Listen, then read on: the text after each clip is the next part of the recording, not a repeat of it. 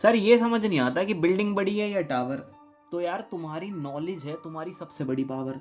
देखो मैं कहना क्या चाह रहा हूँ, सबसे बड़ा एंगल, जहाँ एंगल एलिवेट, अरे एंगल ऑफ एलिवेशन ज्यादा कहाँ बना, कब बना, जब आप बिल्डिंग के फुट से टावर का टॉप देख रहे हो। देखो एंगल ऑफ एलिवेशन ज्यादा है। अरे बेटा निगाह ज्यादा उठानी पड़ी होंगी, एंगल एलिवेट ज्यादा करना पड़ा, तो टावर यानी कि ऊंची है। अभी ये चीज हम डी में भी साउंड करेंगे। देखो फॉर एग्जांपल यहाँ से 60 डिग्री, पर वहां से बस 30 डिग्री। देखो सच बात तो यह है भाई, जैसा कि एक ह्यूमन ब्रेन सोचा करता है, मैंने तो बिल्डिंग बड़ी बना दी टावर से, फिर देखा मैंने यार एक्स तो माइनस का आ रहा है। तुम्हें मेन बात ये समझनी है, यहाँ देखो एंगल कितना है, 30 डिग्री ओनली, और यहाँ एंगल तो 60 डिग्री है। तो जी फिगर तुम्हारे भाई ने रॉन्ग बना दी। अब हम साथ में मिलके करेंगे बेटा। अच्छा वो गलती हुई, अब सीखने को मिला, अब हम बढ़िया बनाएंगे। द एंगल ऑफ एलिवेशन, नीचे से ऊपर का angle, of a top of a building पर from the foot of the tower is 30 degree. देखो इसमें ना कहीं से कहीं तक दो ऑब्जेक्ट तो मिल गए बच्चे को, एक टावर मिल गया और एक बिल्डिंग मिल गया। अरे पहले क्वेश्चन कराया था उसमें ना टावर फिक्स हुई हुई थी, ट्रांसमिशन टावर फिक्स हुई हुई थी, बिल्डिंग पर थी वो। यहाँ कहीं ऐसा कुछ नहीं बताया, उल्टा कह रहा है एंगल ऑफ एलिवेशन ना नीचे से ऊपर वाला angle, of a top of a building, building को देख रहा था टॉप से, पर सोचो टावर के फुट से। तो मैं कहना क्या चाह रहा हूँ, टावर के सामने बिल्डिंग है, ऊपर नीचे कहीं नहीं है, एक तरफ टावर। अभी कुछ नहीं पता कौन बड़ा बनेगा कौन छोटा बनेगा, इरेज विरेज कर देंगे, नो इशू यार, दो लाइनें बना लो। तो क्या कह रहा था वो, from the foot of the tower आप टॉप ऑफ द बिल्डिंग देखते हो, ठीक है, यहीं तक रहना बस।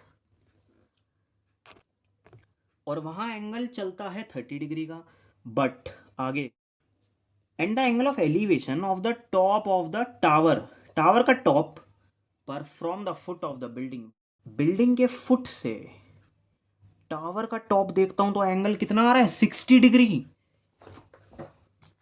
देखो ऊपर देखने के चक्कर में कुछ ज्यादा ही एंगल उठाना पड़ रहा है बेटा, ये कुछ ज़्यादा ही उठाना पड़ रहा है। तो अब इस वजह से मैं टावर को बढ़ा दूंगा, मैं ज़्यादा ऊंचा देख रहा हूँ इस वजह से। अब ये देखो, एक सेकंड, ये लो ऐसे एंगल देखो, ऐसी तो उठता है एंगल, ये ऊंची जा रही होगी, तो अभी तो 60 डिग्री बनेगा कहाँ से। जी हम बॉटम से बात कर रहे हैं, एक थोड़ा सा सरफेस बना दिया जी ग्राउंड, और दोनों का फुट। हमेशा एक रफ स्क्रैच रेडी होता है सबसे पहले, तो जी बिल्डिंग का फुट है ये, और वो टावर का टॉप। अच्छा सर आप एंगल ऑफ एलिवेशन की एलिवेट कितनी करी अपनी आंखें या अपना हेड, आप इस पॉइंट से बता रहे थे हमें। हाँ जी भाई 60 डिग्री बता रहा है ना यहाँ पे। बेटा आओ और डॉट्स मिलाते हैं, डॉट्स कनेक्ट करते हैं, आ जाओ। अच्छा 30 डिग्री वाली बातचीत लगाते हैं। कह रहा था angle of elevation of the top of the building पर from foot of the tower, foot of the tower पर बिल्डिंग का टॉप देख रहे हो, टावर के फुट से बिल्डिंग का टॉप देखते हो तो ज़्यादा दिक्कत नहीं आती, ज़्यादा ऊंचाई नहीं है, सिर्फ 30 डिग्री का एंगल उठ रहा है यहाँ से। सबको पता है एलिवेशन क्या होता है, नीचे से ऊपर की साइड वो जो एंगल बनता है उसे कहते हैं एंगल ऑफ। आपने एलिवेट कितना करा, आओ देखते हैं और आगे क्या दिया है। If the tower is 50 metre high, ठीक है, टावर है अगर 50 मीटर हाई,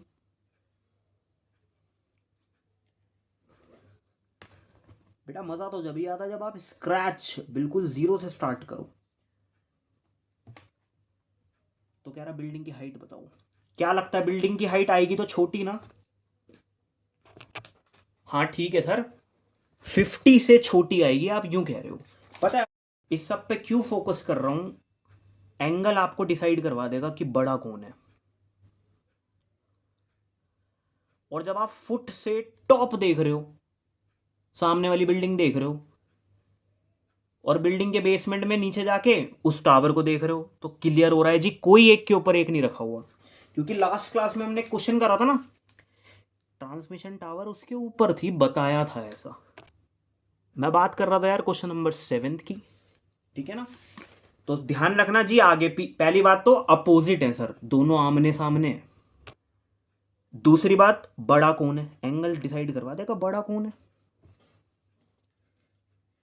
ये देखो यहाँ एंगल एलिवेट ज्यादा करना पड़ रहा है 60 डिग्री, तो ऊंचाई ये पाएगा। सोचो 75 डिग्री और ऊंचाई ये पाएगा। जैसे जैसे आप लोग ऊंचाई को देखते हो ना और अपना एंगल रेस करते रहते हो, तो बेटा हमारी इमेजिनेशन में कोई कमी नहीं होनी चाहिए, फिगर हमारी गलत नहीं होनी चाहिए। क्योंकि ये देखो कितना अनफेयर सा साउंड हो रहा है, 60 डिग्री वाला जो ऊंचा उठेगा वो छोटा है, और यहाँ देखो 30 डिग्री की, मेरे को एकदम हिट कर गई है बात माइंड में, 30 डिग्री का एंगल बना और ऊंचाई देख ली। बेटा इन गलतियों से हमें सीखना है, 60 डिग्री एंगल ज़्यादा और 30 डिग्री एंगल कम। एक छोटी सी बात बोलनी थी, अगर आप किसी फ्लैट के बॉटम में खड़े हो और आपका दोस्त रहता है फर्स्ट फ्लोर पे, तो ज़्यादा ऊंचा नहीं देखना, फोर्थ फ्लोर पे रहता है तो बहुत ज़्यादा ऊंचा देखना पड़ेगा। बस और कुछ है नहीं। आओ second stage, sir how to apply, इसमें ट्रिग्नोमेट्री कैसी लगेगी, बहुत प्यारी लगेगी, पर बताओ ये 50 तो कभी हो नहीं पाएगा। नहीं, अगर मैं, वो इसकी हाइट मांग रहा है ना, अगर मैं इसे x मान लूँ, ठीक है, तो इसे कुछ नाम दे सकता हूँ। अगर ये 20 है, सर नंबर तो सही से लो, 20 लग भी नहीं रहा ये, रुको, अगर ये 30 है, ये अगर 40 है, तो बाकी वाला 10 है। तो मैं कहना क्या चाह रहा हूँ, एक काम करता हूँ, क्वेश्चन तगड़ा बना दिया ब्रो इन्होंने। बेटा जैसे हमने आज तक देखा था ना, हम आज भी वैसे ही देखेंगे। तुम लोग बस ये बताओ ट्राइंगल दिख रहे हैं, हाँ जी, एक तो ये वाला, very good, right angle triangle मिल गया आप लोगों को, एक ये वाला और एक बड़ा वाला, डन। बड़े वाले में मेरे पे पी है, मेरे पे बी नहीं है, और हम इतना भी समझदार है सर, हम लोग इतने भी समझदार हैं, दोनों का बेस सेम है। अगर मैं इस बड़े वाले को ले लूँ, 1060 लगा दूँ, पी अपॉन बी, बी आ जाएगा यार, ऐसे कैसे आ जाएगा, सोचो। बड़े वाले ट्राइंगल में सर पहले तो आप ना इसे थोड़ा डार्क करो, ये लो, थोड़ा थोड़ा सा ऐसे कह रहा हूँ कि यहाँ ना 90 बन रहा है बेटा, नजरिया ही तो दिखवा रहे हैं यहाँ पे हम लोगों को,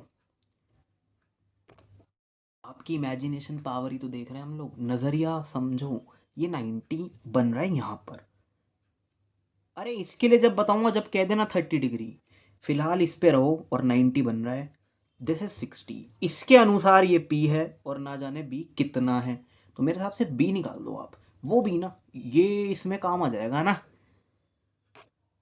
सर समझ तो नहीं आ रहा, पर हाँ ट्राई कर लेते हैं, बड़े वाले ट्राइंगल पे हूँ मैं, और आओ लगा देते हैं 1060 डिग्री, 1060 डिग्री, तो पी अपॉन बी होता है, अच्छा सर हमें तो पता ही नहीं था, पी कितना है सर 50, और बी कितना है नहीं पता, समझ रहे हो, बी नहीं पता, बेस कितना है बेटा, 1060 को रिप्लेस करो sir, √3 is equal to 50 upon में बी। सर वैसे ना ये कुछ ऐसा साउंड करेगा कि 10 theta P upon B, theta को रिप्लेस करा और यहाँ वैल्यूज पुट करी, हाँ भाई नीचे कुछ नहीं है 1, सर एलसीएम ले, नहीं बेटा, इक्वल होता है तो कहते हैं क्रॉस मल्टीप्लिकेशन करते हैं, 50 की, देखो 1 को ना इस पार ले आना, मैथ्स की दो साइड है ना, और बी की मल्टीप्लाई करके इस साइड ले जाना, हाँ भाई बी को यहीं रखूँ, मुझे बी चाहिए, वो मल्टीप्लाई में नीचे जाके डिवाइड में हो जाएगा, तो ये ना बेस आ गया। हाँ हाँ रैशनलाइज का भी देखेंगे, फाइनल आंसर थोड़ी ना, अभी रुको, तो ये बेस है सर, यही वर्क करेगा इस वाले ट्राइंगल के लिए, डन। पर इस वाले ट्राइंगल के अंदर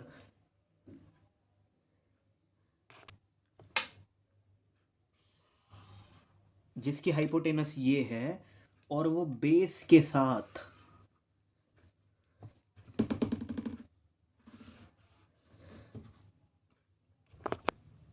और जो बेस आज, पहली बात तो कॉमन बेस है, इससे निकाला गया बेस 50/√3, पहले तो आप इसे फिल्टर करवाओ सर, ऊपर भी और नीचे भी मल्टीप्लाई करो, शायद इसे रेशनलाइज कहते हैं, यस।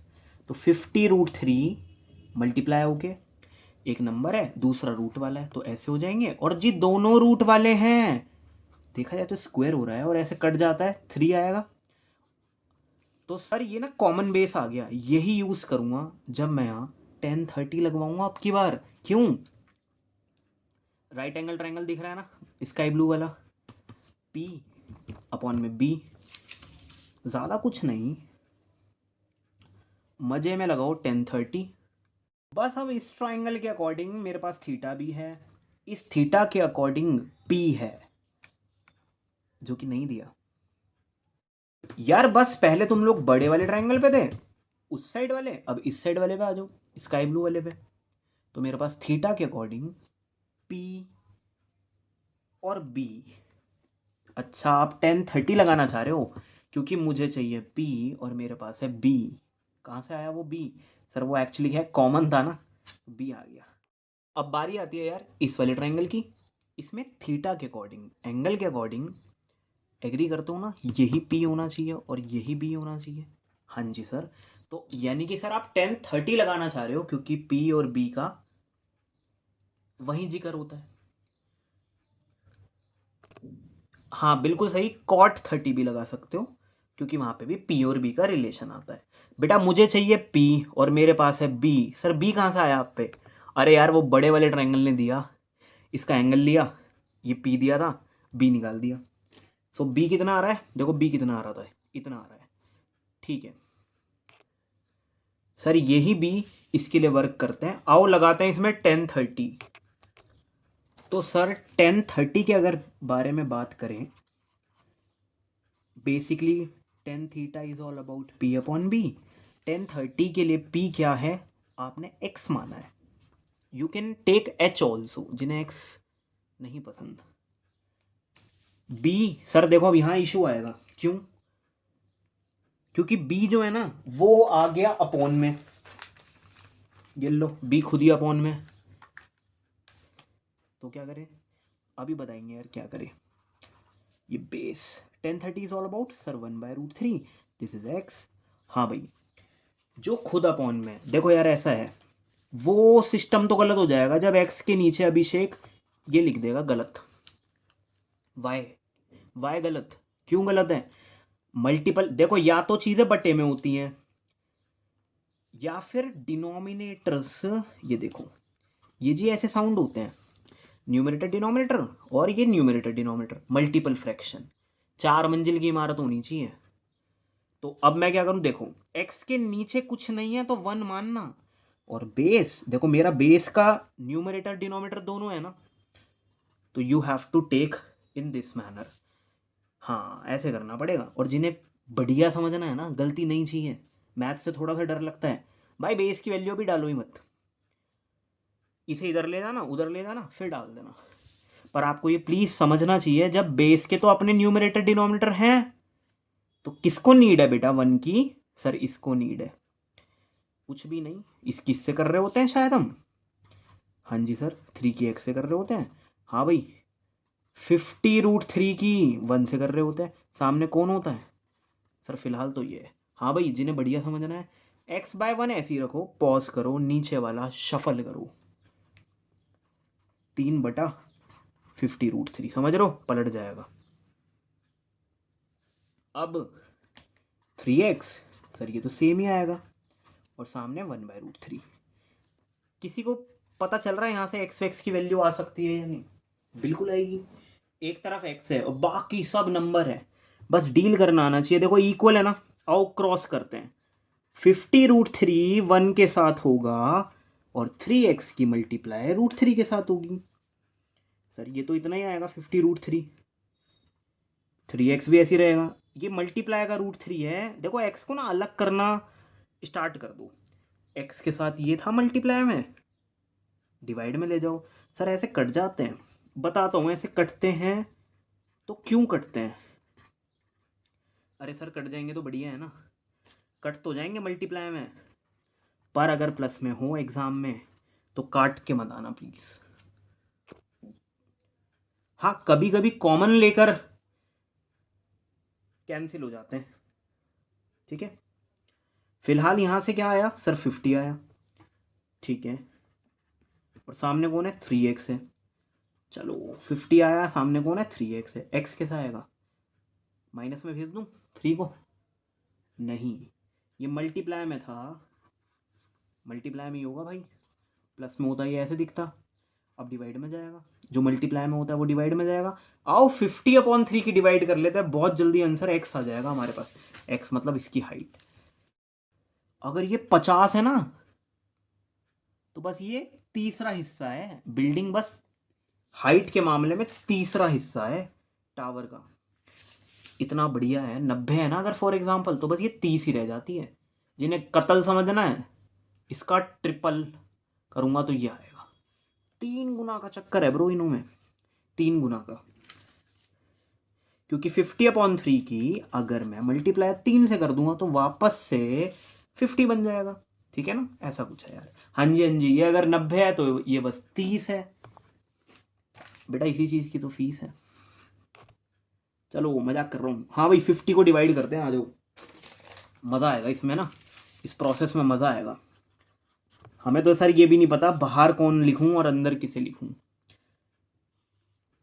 डिवाइजर ये है और डिविडेंड ये है बेटा, बढ़िया समझना है तो नीचे से काटना स्टार्ट करते हैं, तो आज भी ये एक तरह से इसे काटेगा ही 50 को। 3 की किससे करूं, पता नहीं किससे करूं, 3 1 जा 3 कर देता हूँ, 2 बचा, ऊपर से निकाला, नीचे कौन आया 0, सर 3 की किससे करूं 18, सर 2, तुम्हें भी पता होगा अब आगे बड़ी कंट्रोवर्सी चलती रहती है। ये देखो 20 कितने से भेजूं, सर 3 6 जाए 18, ये देखो 2 बच गया, अच्छा पॉइंट लगा रहेगा 20, ये देखो चलता जा रहा है। ऐसे चलते जाने वालों के लिए ना 6.67 हो गया यार आंसर, वो 666 से 6 चलता रहेगा तो क्या फ़ायदा। हाँ भाई ये अप्रॉक्स साउंड करेगी, तो ये है जी बिल्डिंग की height. Thank you so much यार।